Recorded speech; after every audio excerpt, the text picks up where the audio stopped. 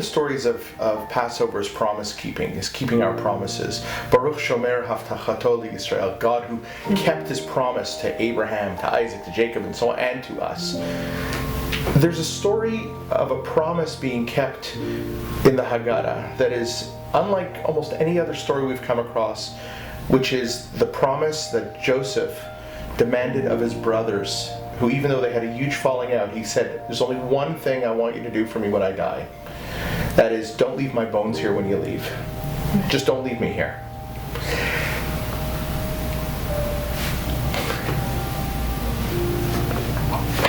It's such a great story.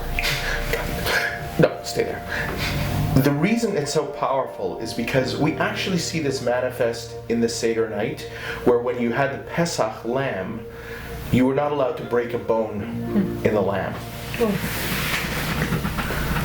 And the reason that word etzem is so important is because Moshe says to the people of Israel, who are unaware of the fact that he had to bring the bones of Joseph, that was his commitment he kept. And there's a whole midrash about how he managed to do that, which is just so fascinating.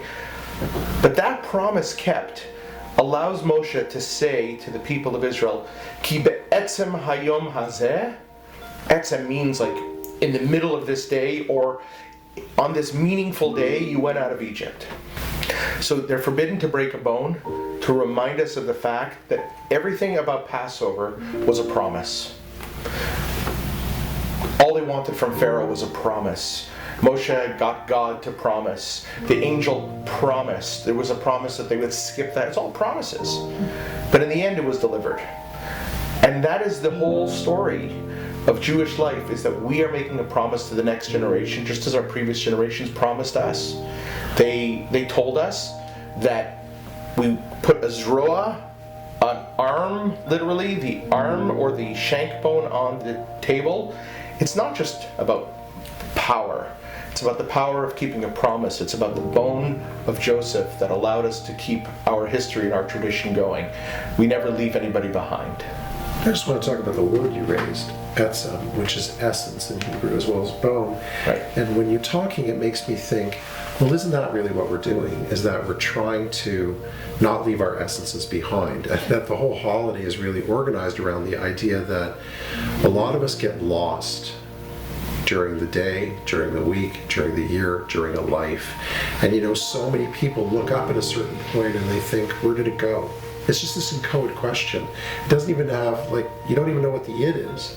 It's like, where did it go? How am I here? How did I get here, right? Like David Byrne says in Talking Heads, how did I get here, right? And I think that's actually one of the most important questions of modern life, is that you rush through your life, right? You have this thing, school, job, marriage, kid, whatever it is. And then how did I get here?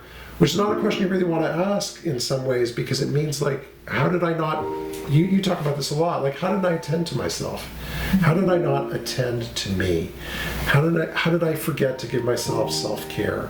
How did I forget that my essence is what really matters and not, performing for the public? So when you talk about the bones of Joseph, that etzem, he's telling them, don't leave me behind. That's a call across the ages. Don't leave yourself behind. And I hear the echo of Moses at the burning bush saying, Hineni. It's like taking off the shoes, putting the bones of his feet on the ground and saying, I am present. This is not the, hey, where are you of the Garden of Eden and all the shame and Adam and, Adam and Chava kind of hiding themselves and blaming everyone else. Moshe's like, oh, there's something neat going on in nature around me, and I am present to it. I'm present to this sort of, this almost holy call of awareness, of attunement, of just sensibility and being, being there, the hineni that I just hear in response to that. It's where am I? Hineni, here I am, and it's here I am in the depths of it, in the heights of it, whatever it is, it's that's a bit of that kind of waking up, so we don't live these lives of wait, how did I get here? I definitely feel, unlike how I used to feel when I was much younger, the Haggadah is by far one of the greatest psychological manuals for how a person can talk about anything that's gone wrong in their life and how they've achieved redemption and be inspirational to others.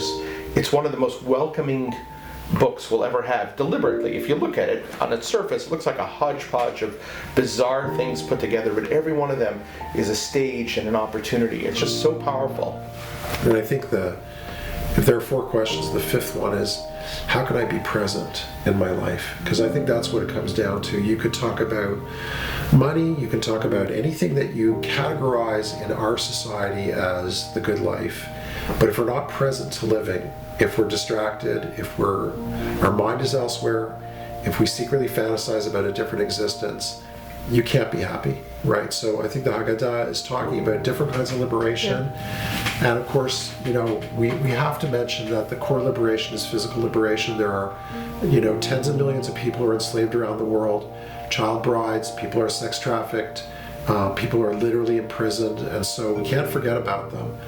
But for those of us fortunate enough not to be in that situation, the imprisonment is internal, and it's the lack of being present to our lives. And I think it behooves every single person who's thinking about their life that to use Pesach as an opportunity to examine, why am I here? What little things can I do to be more present, to be more joyful, to start to feel the life I'm living. Yeah. And just to add something to that, Pesach is such a physical holiday. Our rituals it's like salt water and matzah and broken matzah and searching for the afikomen. It's so tangible, and I think something that as Jews in our era, we can fall slaves to our minds, to asking a million questions, to trying to understand everything. And I think sometimes presence looks like being in the body, being in our bodies, being with physical rituals, like literally surrounding us with the items that are going to help us feel back into ourselves and sort of start the journey there. If that's with the breath, if that's with the salt water, maybe that's what the salt water is this for, is maybe that's what it's there for this year. It's not just like, we're not just asking questions about everything. We are asking questions about everything, but also how about we just be with some of these items so that we can feel a little bit more into our bodies, and that is an access point into the present moment. And Bluth, maybe you can help me out with this. It might be a product endorsement, but we don't gain anything from it. I had a tradition that on the 7th day of Pesach, I used to serve chocolate that was sourced like ethical chocolate, because chocolate is one of the industries that still literally employs children slaves around the world. And we tried to source ethical chocolate. Any thoughts on what chocolate you would recommend?